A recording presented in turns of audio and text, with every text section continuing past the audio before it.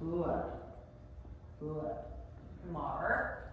Right? And I'll keep moving forward as many times as I have to until the dog gets it right.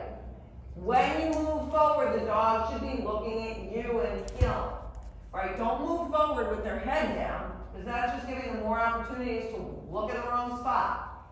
Right? This exercise is go from looking at my face to looking at the glove. Not, and as soon as we see any scanning, up here. Don't pop them for that. Just redirect them up to you. Okay? Now, that's different than you do the pivot and the dog drops their head on the pivot.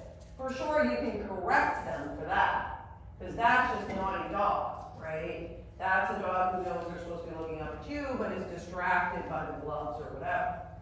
Okay? Same thing applies on your article pivot. Your dog should do the article pivot.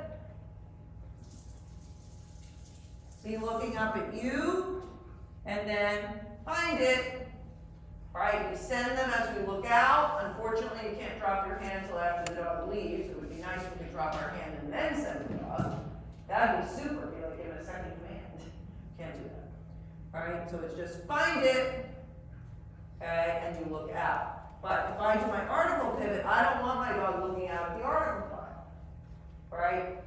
Until I send them. And the reason for that is, number one, it makes them more likely to anticipate and go before I send them. And number two, it's going to screw up my glove pivots because I want them to look up on the glove pivot, and it's really hard to have a separate standard of behavior in this exercise than in that exercise when they're doing the same skill. Okay? All right, so all that makes sense?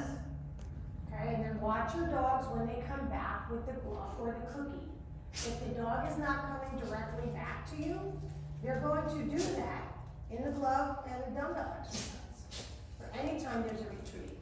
Okay, so when you're working on a specific exercise and you see something that just isn't right, you need to fix it then. And fixing it with pop on the flexi doesn't fix that. Okay, what does fix that is you're going out to the dog and saying, look dog, come back here, come back to me, say their name, get them to turn around. Because you don't want to have to go back after you taught all of the utility training and say, you know, my dog is loopy on the gloves. That should have been addressed when you taught this, not later. Okay, the same with the dumbbell. That should have been taught when you teach the dumbbell to your dogs.